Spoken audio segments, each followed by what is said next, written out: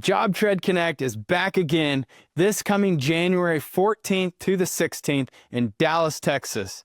This is the premier event for construction professionals to learn, share, and grow together live and in person. From hands-on training and expert-led sessions to industry insights and powerful networking, you will leave fired up and ready to crush it in 2026. Don't miss your chance to connect with top builders as well as the JobTread team. Register now at jobtreadconnect.com. We can't wait to see you in Dallas. Welcome to the podcast where we take a deep dive into the stories behind construction business leaders.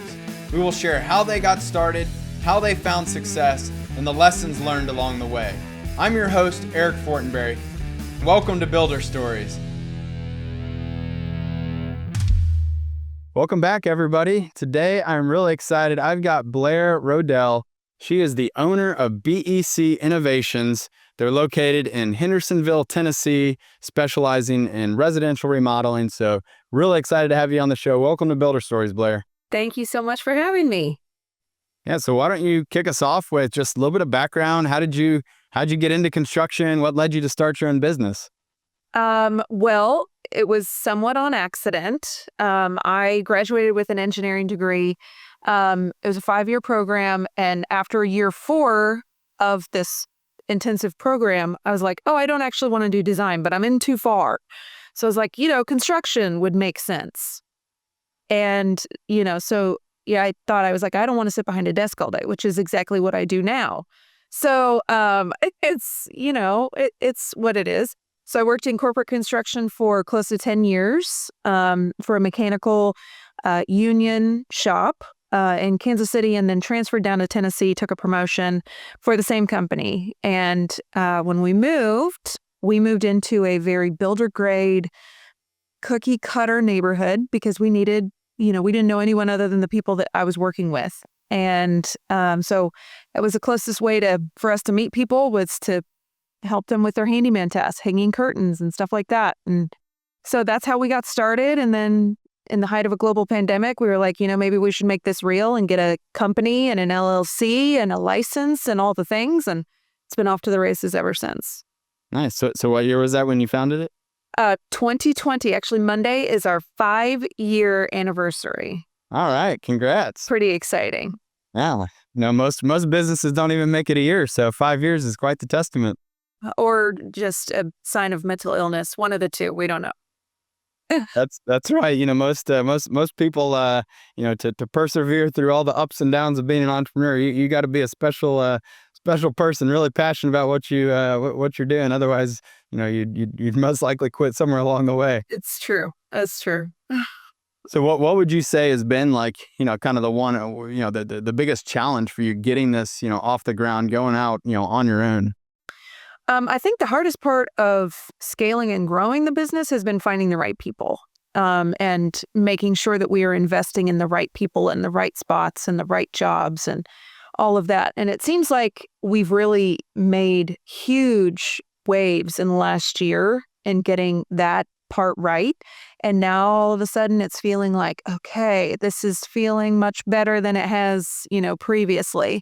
And just much more comfortable, much more, it's like, this is how things are supposed to be working. So yeah, that's been a big. And what's the team look like today? So we have a full-time project manager, full-time administrator, and then we have 3 field technicians, one of whom is my husband. So. Yeah. So I'm curious, what, when you first got going, like what was, your typical job like? What did those first jobs that you got under your belt, kind of what did those look like, and how has it sort of adapted over time?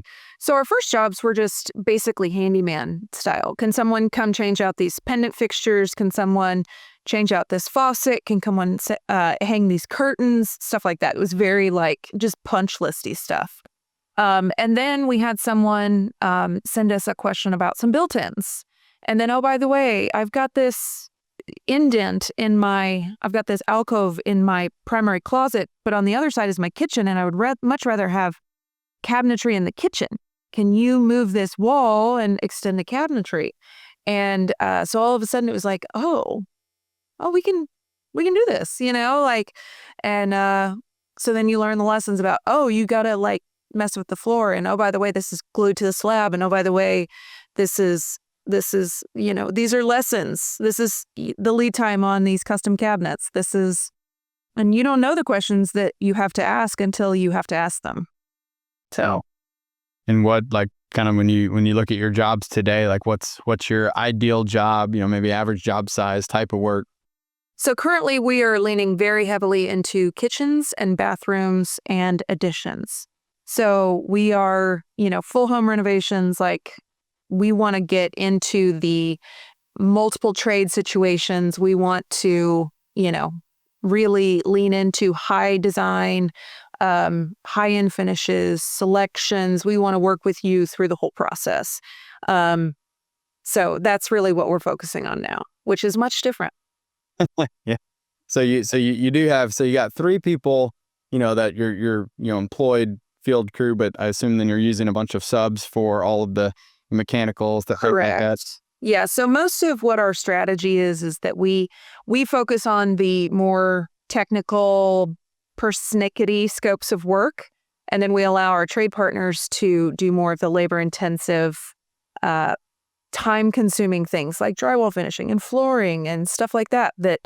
So that we can use our guys in really high result trades and really specialty situations. We're a licensed general contractor, and we're also a licensed mechanical and plumbing contractor. So that gives us a lot of freedom. Yeah, that makes total sense. Have you found it to be, easier or harder to work with subs and trades, versus kind of having in-house people? I think there are benefits to both, and which is why we've taken on this hybrid role. When my phone rings and somebody says, "Oh my God, my toilet just exploded and I don't know what's happening," it's hard for me to call a sub and be like, "Hey, this is my next door neighbor, and we need to, like, this person really matters to me. Can you go help them out?" Whereas if this is one of my people, it's much easier to deploy our own labor for specific situations like that. Sure. Yeah, I mean, I always hear people kind of debate, between, do we get our own people? Do we, use trade partners? Like, I think the hybrid model is a really good approach, because then you're getting the best of both worlds. And look, if any of those trade partners are awesome and, you end up wanting to lock them up and bring them on full time, great, you can do that. No problem at all. So, right. It's a definitely good approach, I think, to be able to use the strengths of both, to help you build the business. Mm-hmm. Would you say that, or maybe first tell us a little bit about, like, what's your sales process look like? So, if someone finds out about you, are they going to your website? Are they calling in? And kind of like, how do you take them all the way through, qualifying them to, are you going out on site? Are you doing estimates, kind of, design contracts, things like that? Kind of walk us through the full scope there. So most people are reaching out either through our website and submitting a contract form, which then automatically comes into JobTread, or they are reaching out through our phone. And so Rusty, our administrator, will qualify them, ask several questions. Have you worked with a general contractor before? What is your experience? What is your timeline? What is your budget? We've also implemented something on our website called Price Guide AI, which has been helpful for people to be able to get an idea. Like, a lot of people call and, they're like, "I would really like this 300 square foot bathroom renovated. And oh, by the way, I have $25,000 and I want it down to the studs." And it's like, that's just not reality, my friend. Like, you can't hardly get a shower for that. So, that has been beneficial for some of the, not tire kickers, but people who just don't understand what construction costs nowadays. So once we get through and we answer these questions and Rusty verifies that, some of the initial information that I need in order to call them, I will call them and provide a ballpark budget with, all the caveats that, hey, I haven't seen your space, but I'm going based off of my experience. I quote jobs like this every day of the week, and once we verify that they are in line with our anticipated budget, then we'll set up an on-site, which is when I go out, take measurements, verify questions, Look at, where the plumbing systems are. Look at, is this a load-bearing wall? Just all of those questions that are really hard to answer when you don't understand the logistics and the space itself in relation to everything else that's around it. And then I'll put together an estimate. We have found, and here's a little trick, we have found that people are falling off. It's like they get excited because there's a lot of activity, and then while I'm putting together an estimate, they fall off the face of the earth, and then it's like, So we've started sending a while you wait email, which is, I send a 45-second video approximately just saying, hey, here's some videos from our website, here's some blog posts, here's some this and this and this. And they're all relevant to the project that they have going on. So that allows me to stay in contact and also drive some more traffic to our website, which helps other people find us. And then I will present the estimate over Google Meet, talk about it, and then about 3 days later, I will follow up. And that's when we are trying to figure out, what is our pre-construction timeline? When are we going to be on site to take measurements? When are we going to line up our subs? When are we going to start construction? When are we going to end construction and contract signing and all that? So that's awesome. A really long-winded way of telling you exactly how we walk through this. But it's very high touch. It's very, we want to make sure that people understand what they're walking into during the construction process, as well as working with us throughout, hopefully, the whole process. They're feeling the same way, including the follow-up and warranty process. Yeah, no, that's awesome. I love the very detailed, intentional, kind of check-in points and touch points there along the way. I want to go back. So the priceguide.ai, that's Marcus Sheridan's tool there. Super, super awesome. I mean, I'm curious to learn a little bit more about that. Like, have you found that the estimate that it's providing has been fairly accurate and within the ballpark? Like, how much work have you done to really fine tune that? To make sure that it is aligning with, ultimately what you think you'll be able to come out with. So you can set like basics, like, hey, a 3-piece bathroom, a minimum is $25,000, and you could set that. If it was a powder room, you could set a different minimum. You can set it based on the square footage. I have modified it to where it's like, okay, how far out are we going to be scheduling this? Because my pricing today is going to be different than my pricing in 3 or 6 or 12 months. So I've included modifications and adjustments based on anticipated increases in material costs, labor costs, labor shortages because of what's going on. All of these things that adjust and modify based on what you want. Do you want designer finishes? Do you want to work with a designer? Are we providing that designer? All of those questions go into it. So we've got a price guide for a bathroom with all of the options, a kitchen, an addition, and soon a screen porch. So, yeah. Nice. Yeah. And have you found that, like, have you been able to kind of look and measure the, kind of the conversion rate? I mean, is that, is that obviously, the people who just were not anywhere close to within that budget, that kind of just sort of weeds them out, and then the people who are kind of keeps them going? Yeah. So we've had several people who are calling in and saying, well, I really don't have any idea what this project is worth. I would love to have a budget, but I just don't know what's real. So that's a great way for them to get a realistic idea of what construction costs in Nashville for the type of project that they want. Do they want under cabinet lighting? Do they want sconces, or do they want a vanity light? There's so many of those little different nuanced things, and it's not perfect. And, there's clarification 7 ways to Sunday, but it at least provides some context for where we're going, and just, a starting point to continue a conversation. Yeah. Well, and I see on your website, you've really done a good job, I think, trying to provide more of the educational, content too, to help people understand, what it's like. Because you're right. A lot of, people, they've never gone through a construction project. They don't know what it's like. And so I think, the more comfortable you can, make them feel, and the better that you can sort of warm them up, And then when it comes to those first conversations, like, it's not as much of a shock, hopefully, when they've already had a couple different, areas where they can learn a little bit more about what it might be like and what the budget would be. Right. Our goal with everything that we do is to answer questions before they're questions. We know what your next question is going to be because we deal with clients and customers all the time.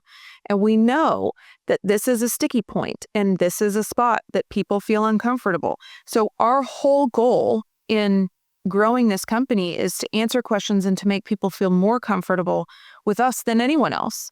Part of that is a fully women-led management staff, which is unheard of in construction, let alone residential remodeling. I mean, it's crazy.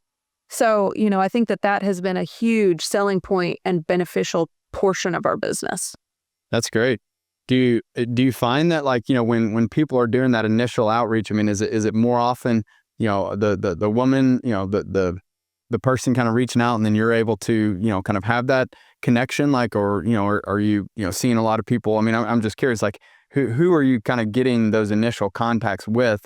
And at what point do you try to bring in both, if let's say it's a husband and wife, like, at what point do you want to be, pitching to both people versus just working with one of them?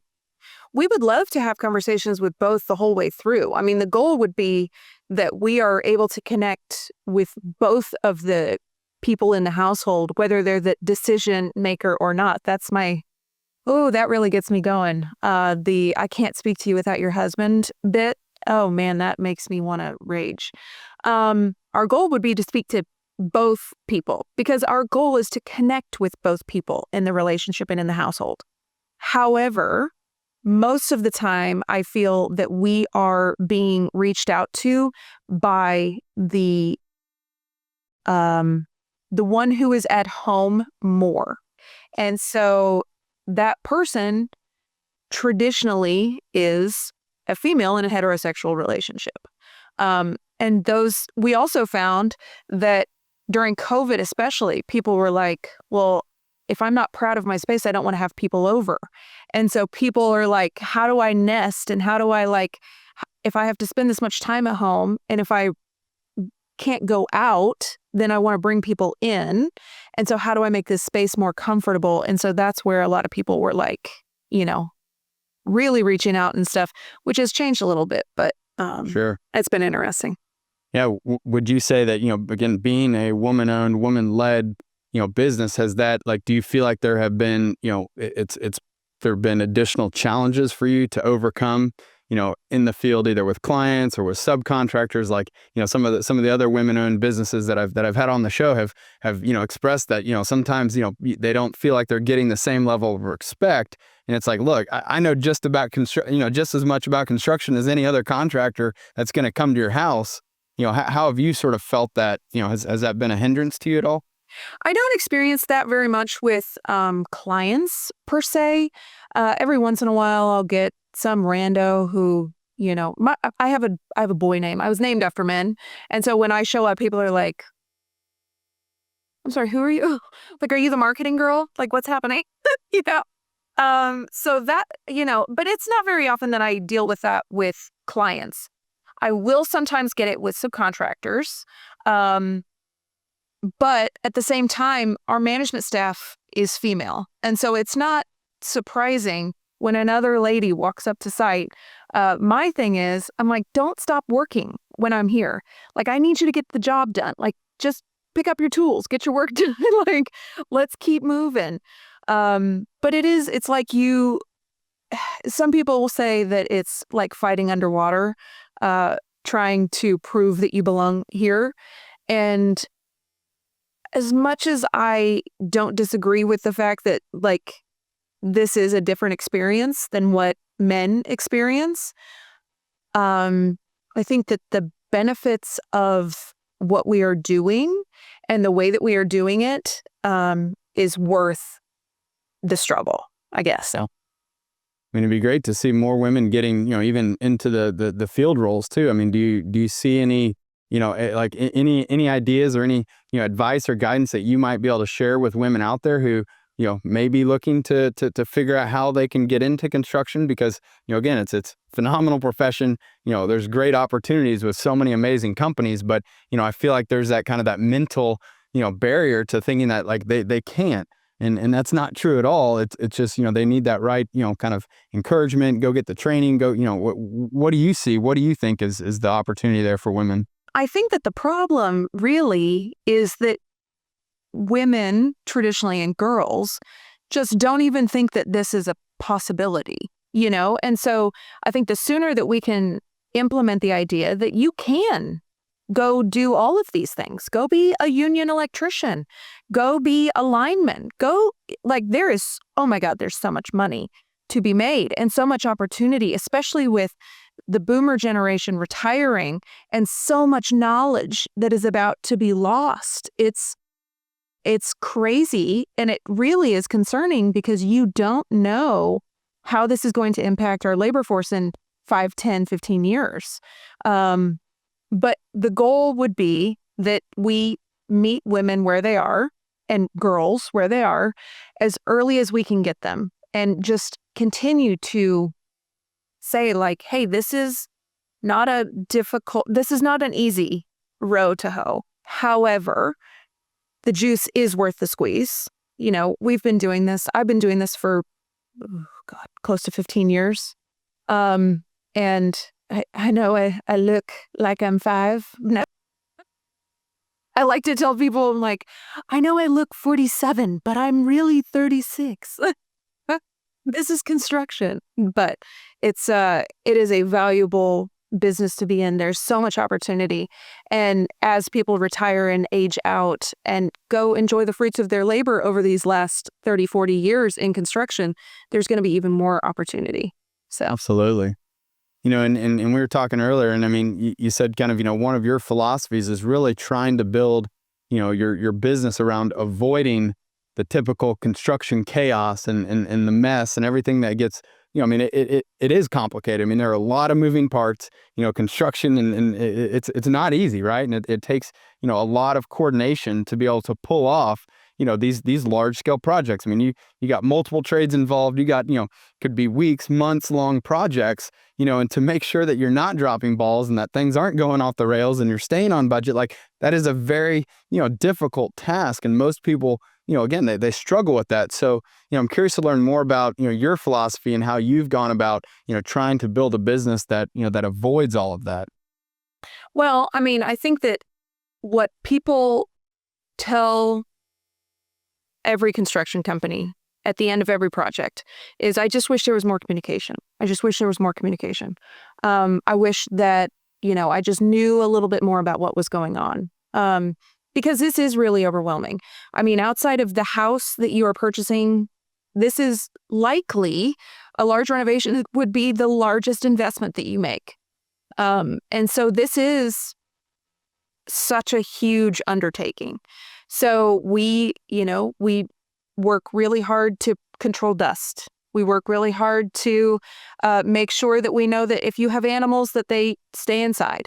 We make really sure that we're not leaving dangerous openings in the floor or utilities open or anything like that when we leave at the end of the day. We're making sure that we're not leaving our tools everywhere because you live here. Like, there's just so many ways, so many little things. And we've added all of these checklist things to our daily log. And did you reset the thermostat to how you set it? Or if you change the thermostat, did you reset it to how it was when you got here? If you opened any windows, did you reclose them? Just all of those little things. And that's part of our daily log and JobTread. Because these are the things that you learn over time. It's like, well, I got a call at 8 p.m. because you left the window open and it rained. It's like, well, now how do we prevent this from happening in the future? We make it a checklist. So do you have just like how you said earlier in the process, kind of while they're waiting, while you're preparing the detailed estimate, you send them kind of a couple videos, things to engage them on kind of where that process is going. Do you have other touch points, like once you've gotten into construction, where you're sending out like engagement type content to kind of give them updates? So our project manager's on site basically every day on every project. But additionally, we send out Thursday updates. We found that people tend to stew over the weekend. And so our goal is to hit them before they start stewing. There's that preemptive communication that we're trying to engage throughout our business. And so we just send like, here's what happened and here's what's about to happen. Here's your updated schedule from JobTread. And here is your project ledger, which is something that we've created. Just like this is what your contract value is based on your base contract, any change orders, any deductive change orders, et cetera. This is your total contract and here's what you paid. So this is what you have left to owe. And I understand that there's been an update that JobTread is doing that for us now, and we just haven't figured it out yet. We haven't even started, but that's how we've kind of done that too, is just by creating these project ledgers so that we can answer questions before people even know what the question is. That's great.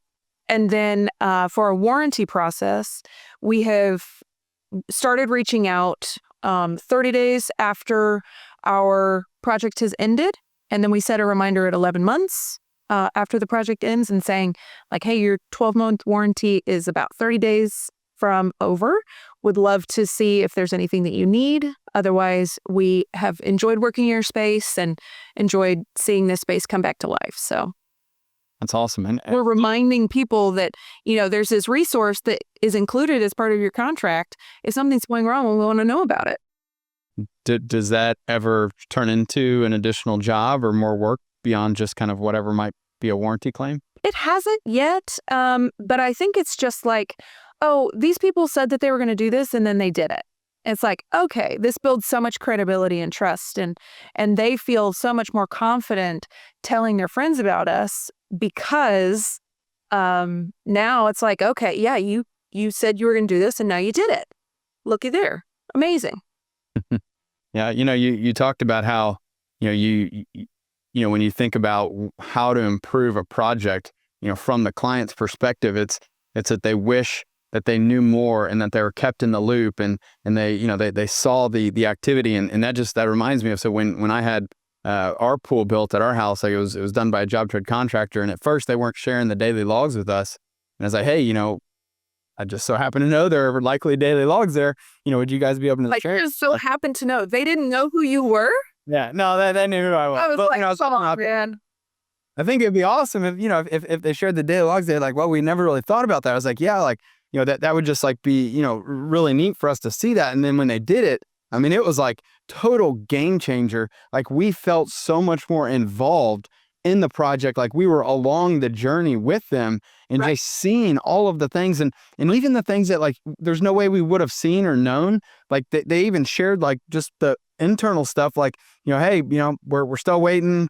Hadn't gotten, we hadn't heard back about when we'll be able to get this scheduled. But like, to us, like you might not think that, the client would want to know that, but like, oh my gosh, like, they're, and with a pool, there's a lot of kind of, times where you can end up waiting. And it's like, we're sitting there wondering, like, when are they coming out? Are they, where are they? Where, we're calling the project manager, like, and when they started sharing that, like, it was just like such it honestly, it felt like a relief to be able to just go and check in whenever we wanted and say, oh, okay, cool. Yeah, they're just still waiting on that. Like, like you said, it really helps, so that you're not stewing over the weekend and that you're not sitting there thinking they're dropping balls and that we need to like, keep micromanaging the project because like there's so much behind the scenes that happens that, again, the clients just often aren't privy to that. And I think it's like, to the extent that people are willing to open up and provide that extreme level of transparency, to the extent that, that makes sense, I think that's awesome. Now, again, if you got a bunch of different crews and they're all submitting daily logs and like, I totally agree that like sometimes the larger,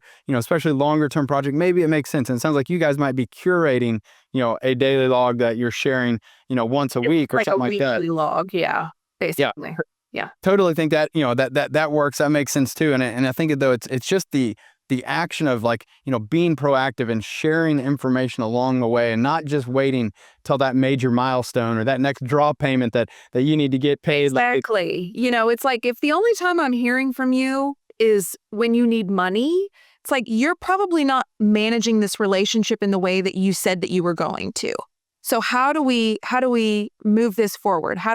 It's always like, there's this funnel of success. And so how do we keep moving up so that we're more successful as we go up in the funnel? So. You know, and how do you go about, I think you had mentioned earlier that you were using Nice Job. What's your strategy to, really try to take, a very happy, satisfied client and really kind of, leverage that to, to either get referrals, to, get, 5-star reviews, whatever it may be. Like, what's your approach there? So we deploy it. We've got a handyman, small projects, and we book him out for minimums of 2 hours. So he can hit a lot of jobs any given week. And so we will finish a project and invoice. And once they pay, it's like, okay, we need to get them on Nice Job. So my next thing is like, how do we work through automations? And also JobTread, I know that you guys are working on that, which is very exciting. So, because Zapier is not good on my brain. It is not logical. So we're, I'm excited to bring in more automations on things like that. But also we've had clients who are just like, what do you want me to put in a review? And I know that there's somebody, I think in Florida, who has developed an AI writing, like a review writing tool. And it's like, it asks you a few questions and then you answer them. And then it's like, well, what do you think about this review? And then if you like it, then you copy and paste it and put it in Google. I'm like, that's brilliant. Awesome. Like, he's way smarter than me.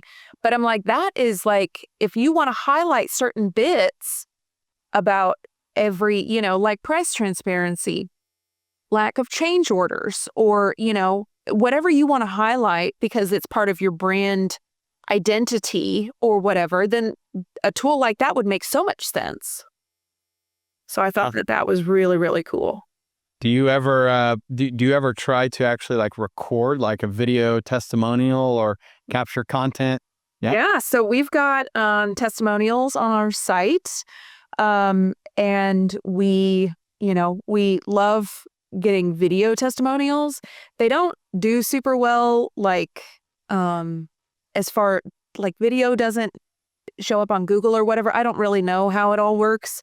But we love getting people on video, just talking about their experience and, how the renovation makes them feel and how this house is so much more them after the fact than it was before and stuff like that. I think it just brings such a human touch to a Google review, Have you ever brought out like, have you ever thought about like, or have you ever brought out like a professional, videographer or somebody to like, maybe, you got a really awesome project and like having somebody come out, I mean, a lot of times I know people will have professional photos done, which, again, I highly recommend, think it's awesome. There's one person, I don't know, several months ago told me on Builder Stories, they actually have, that they have a professional photo shoot like scheduled.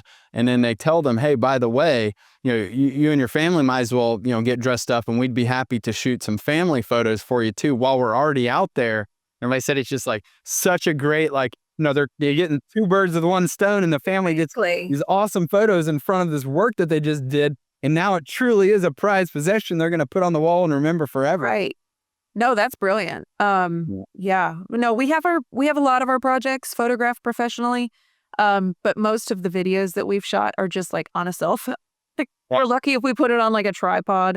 But yeah, we've got one guy on our crew that has some marketing experience. So we're like, hey, I'm going to use you for a half hour. Like, let's just go talk to these people, whatever. Nice. Oh. Have you ever, and again, I'm going to go ahead and assume so. I mean, has there ever been a project where, kind of got off track, unexpected things happen, and how did you deal with that? Like, how did you, help the client work through and have the confidence that you guys will be able to get it all figured out? We've had a few situations where, like, things went differently than what we had hoped and what we had promised, and obviously what our expected experience is. And so, the thing that we have to do is to mind our contract. We have to make sure that we're honoring our commitments. And sometimes people's expectations are not reality. And so communicating that, hey, this is what reality is. And, I think it's just having a really frank and honest conversation with people goes such a long way. Whether that be face to face, in a coffee shop, just like having a really calm and logical conversation goes such a long way. And, sometimes it still doesn't work, but you do what you can. You're still a human. Sometimes things don't go the way that you want them to. But the goal is to keep a client, not trashing your name, but the goal would be to at least gain enough trust that they still believe that you are a good person in it at the end of the day, right? Yeah. I think, again, as just being, as transparent as you possibly can, Absolutely. come out with it, fall on the sword right away. We're not going to just sweep things under the rug. It's, it does go a long way when people do come in and admit their mistakes and say, look, this happened. We should have done this. Here's what we're going to do to correct it. Right. Yeah. This is not what our expectations are. And I am so sorry that this has happened. And there are always going to be those projects. Yeah. Yeah. And, again, I think to the extent that you can educate them up front that, look, the one known of construction is that there are unknowns. That is guaranteed every time. We're going to don't have X-ray eyeballs, turns out. Yep. So you had mentioned earlier to me that, I think it was maybe about 6 months ago, you had joined Remodelers Advantage. Is that right? Yes. Yeah. Yeah. I'm curious what led you to that group and what's it been like? So I've got a couple years of experience in EO in Nashville, which is a huge chapter. We don't qualify for the real EO because of our revenue, which has to be like a lot higher than what we are. But we qualified for Catalyst, which is like, hey, here is like learn how to be an entrepreneur, basically. So that's an 18-month program, 6 months of classes and then 12 months of forum, which was small group. And then I did another year of forum to continue to grow and forum and, communicate with other entrepreneurs in town. So, we had marketing managers, we had marketing agency owners, really. We had a bubble tea shop, we had a restaurateur, they're really like broad. We had a therapist, really broad businesses, which was super cool. And I realized it's like every year I get a new group and I have to start over and there's so much intimacy. And I was like, I just want to make a home somewhere. And so I realized that as long as I stayed in EO until I got into big EO, I was going to continue getting new people. And I was like, I need to find a home. So I did some research. I have done some, private business coaching previously, and it ended up always just being social hour. And I was like, I need something a little more like, set. I need some rigidity. I need some high expectations, all the things. And so I figured that a group of remodelers specifically in such a niche experience and market would be super beneficial. So ended up signing on to their Jumpstart in January and February. And I joined the Atlas group. So awesome. Yeah. Yeah. It's a great organization. I mean, I love, how focused and how dialed in they are. And I mean, you do have to have a minimum revenue to join their program, but I think that really helps to narrow, the focus for everyone that's in there, that like, you're likely going through a lot of the same challenges at the same time, hitting those common growth spurts. Once, it's kind of getting to $1 million is a whole different set of challenges than to go from, 1 to 2 to 5 to 10 to 20. And so I like that they've really been very intentional about the members that they bring in, and they're all focused on, remodeling, design build. It's a very great group. We've been part of that organization just as, as partners for many years now. And it's been awesome to watch the growth of, of their organization as a whole, but then just to see the impact of so many, of our JobTread users who have joined and gone through it. I mean, I literally, I can see firsthand, like, you get in there in a couple months, you're going by, and then boom, there's just this like kind of, it feels like a rocket takes off, and like everything, must start to click because like they really get you dialed in. And then seeing and working so closely with your peers, and I love how like I think it's like what, twice a year, you kind of go around to different, companies, actual offices, and spend time doing those roundtables with their employees, which is Yeah. like such a big thing. It's massive. It's crazy.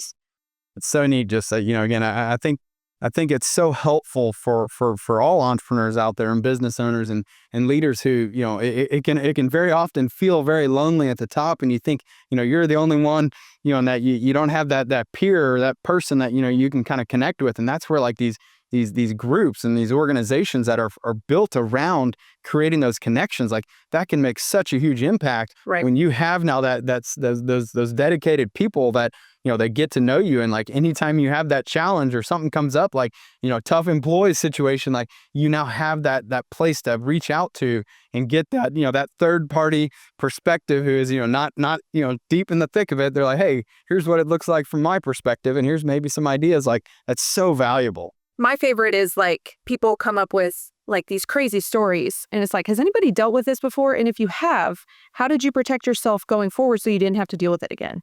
That's always my favorite thing to ask is like, okay, what did we learn from this, and how do we protect ourselves in the future? Yeah. So how do we prevent future issues? So I'm curious, talking about the future, like what's your goal here? What, what's the 5-10 year plan? Where do you want, to take the business?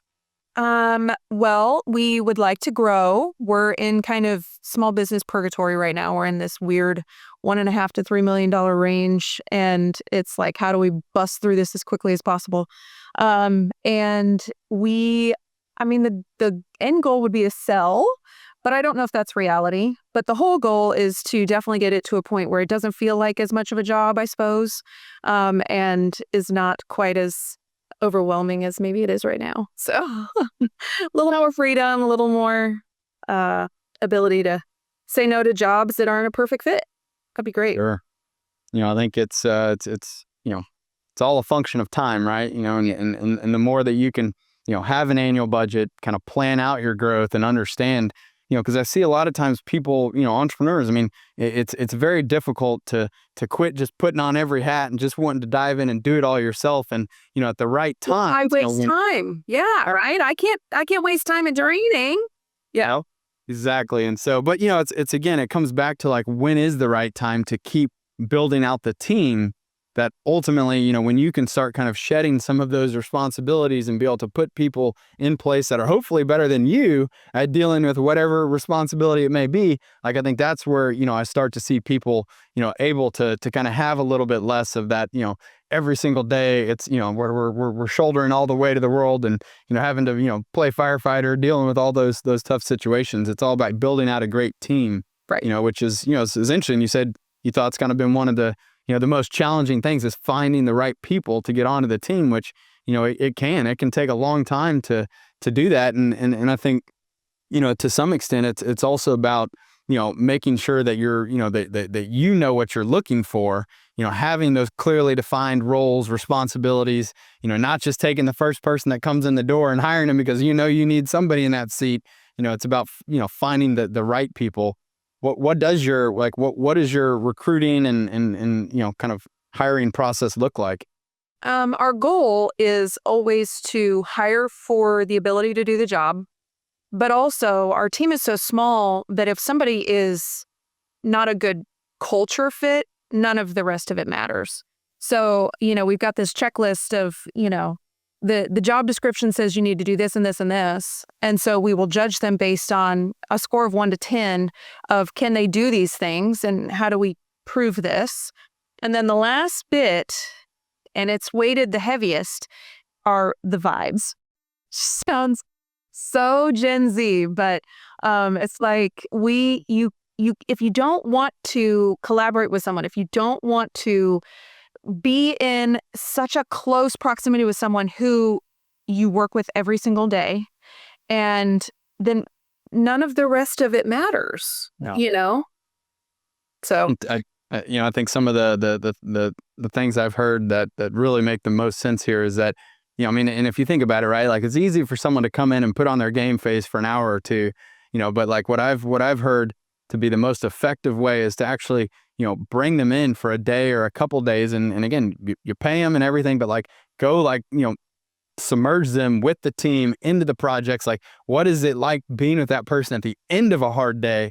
Is that the type of person, that you want to be working side by side with every single day, and like really making sure that, yeah, do they feel like a great fit? Like, do you want to go spend time with them outside of work? Is that a person, you want to get to know and like you're excited to work with every day? And, I'm a big proponent of, again, involve, many people on your team in that recruiting, in that hiring process, Yep. because at the end of the day, like the team itself knows best if this is going to be a good addition or if this is going to be, not a good addition. And, we do that here at JobTread. I mean, it's, we give people an exercise. They got to come in, they got to, go through a full thing, and there will be a team of us. And sometimes that's intimidating to people. But look, at the end of the day, like if any one of our people, Right. yeah, JobTread is so collaborative, and JobTread has, I feel like you have created such a, not bottom up, but what is it? There's like this funnel and the owner's at the bottom, and it's like rather than the normal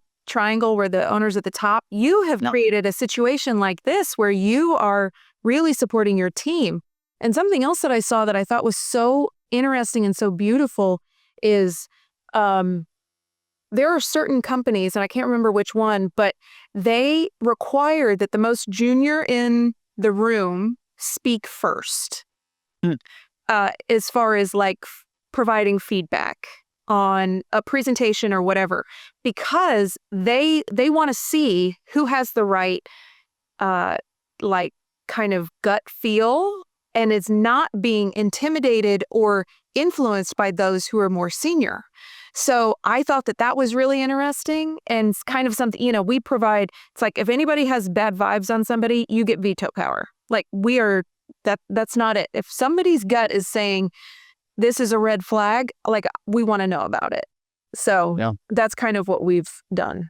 No, I love that, and I wholeheartedly believe there's like there's an energy about people. Like when they step into the room, like I can like within like minutes, like just you hear them talking for just a few minutes, like you can tell that energy. Like, is this a very positive energy, or are you feeling hesitation or feeling something a little bit off? Like, you got to learn to listen to that gut intuition. And, I feel like too, though, again, just like what you said, like it's easy for, like let's say I'm super gung ho on someone. Like I really want this person to work, and like, but like to some extent, sometimes that can be like blinders, right? And it's like, I'm only seeing what I want to see. So desperate for this position to be filled that I'm willing to, and then you find out, well, this would have been cheaper and easier for me to just continue doing what I was doing, as opposed to hiring, documenting, and then firing someone and then starting the process over.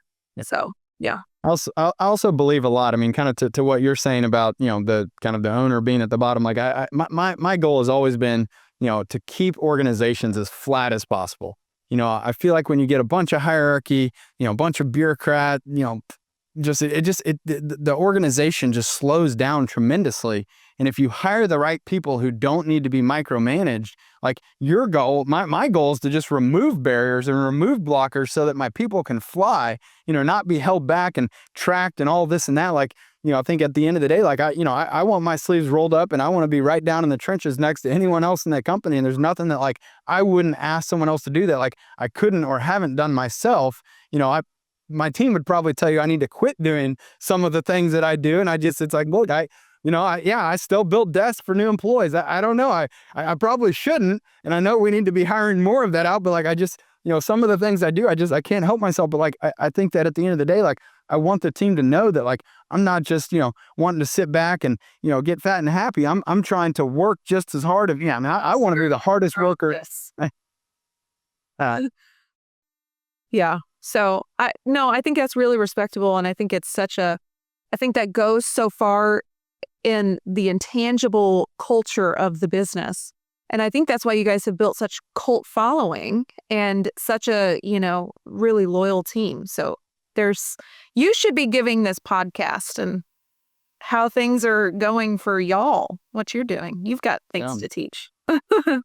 I'm curious though, when, and I think one of the things that's been, really helpful for us too is, I mean, we have a very clear mission and vision, and, our purpose is just very, very clear. And that helps us to recruit and attract people with that similar, passion, and that similar drive and motivation and desire to help others. Like, how have you gone about, thinking about, what's the vision and the mission of BEC, and how do you, instill that into all of your people? We haven't done a great job of, quote unquote, publishing or even finalizing anything like that. It probably needs to be a higher priority, and it's just not, to be frank. It's like, I feel like that's what's aspirational, which is a beautiful thing. And I think as we get further in and with more people and a bigger team and stuff like that, we're going to have people who are going to buy in and people who are not. Right now, it's kind of this like unspoken, like, hey, we took our guys to Topgolf on Monday to celebrate the business turning 5, and like everybody's families came out, and it's just like really, really cool. And so if you don't want to be part of that, then this probably isn't the right place for you. If you don't want to have lunch together on a Friday afternoon, for, finishing up a really tough project because you'd rather just go home, this probably isn't the spot for you. And that's okay. Like, I've got 27 other recommendations for people who might fit you better. That's okay. But, I love involving the family. I mean, that's such a good move, and it's like, hey, we take so much of our guys' time, and, it's like they come home with all these stories of things that happened and everything else. It's like, it's really good to like put a face with a name, and our guys have been with us for a long time now. So it's not like they're meeting for the first time, but it is like, Good. several, I think our whole team came to our house for Thanksgiving because several of them don't have family close by. It's like, well, we're having, a big family Thanksgiving, so might as well just make enough for everybody. So just stuff like that. It's really fun. Yeah, absolutely. I mean, let me ask you though. I mean, what gets you up every day? Like, what makes you the most excited about, coming to work, and what is it that, that drives you? So I think that I'm finally allowing myself to really enjoy and lean into where is the company going next. And it's like this big picture, and I'm still doing the estimating, I'm still doing the sales, I'm still doing all of these things, but I'm also getting to, which is very like 10 foot in front of you. But I'm also getting to look up and see what's ahead of us, and planning and being preemptive and trying to think about where the company is going to be in a year. Where are we going to be in 2? Where are we going to be in 5? Where, what comes next, and what is our next hire, and what is our next big ask, stuff like that. So that's what I'm really enjoying right now. Nice. Is there anything in particular that like you would love to inspire, within your community, through your business? I think that I just would really like to communicate that renovations can be intimate, and they don't have to be as difficult as what they have been in the past. And I think that renovations without the runaround is aspirational. I mean, I think that it's really beautiful. And I think that the more transparency and directness and just communication that you can provide to any client, no matter what kind of project you're doing, the more successful everybody's going to feel. Would you say your company is here for that mission to help make that a reality for more people? I mean, that's the goal, right? That's what we want to do. All right. Well, I think you're on to kind of a vision and mission statement here. Come up with some core values, and I do. I think it's such an important thing though to get your teams aligned. And then again, you can use that to help also get your clients aligned with your business and the core values and what you're all about, and get your subs, trades, like everyone working with you, like having that. And it can take a long time. I know people have worked on this for years, but once you can kind of finally nail it down, it's so much, it's such a powerful tool to get everybody on the same page. And at the end of the day, when you got to make hard decisions or have tough times, like being able to fall back on that, it can give you that boost and that guiding light. This is our guiding light. Yeah. It makes a lot of sense. Well, look, I know we're coming up here at the top of the hour, but like I'm curious, like any last advice that you would give to others who maybe earlier on in their journey, if you were to start over, knowing what you know now, like what would you have done differently? What would you encourage others who are trying to build a successful business? I think that the biggest question that every entrepreneur and business should be asking is, what does the client need and what does the client want?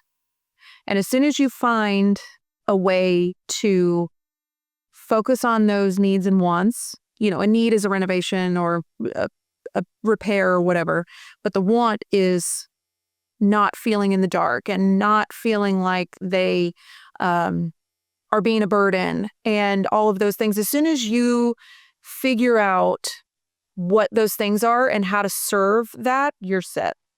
Like, you lean in all the way in, just do the thing, and trust the process. It's a slog some days, and then other days it's like, oh wow, things are paying off, things are happening.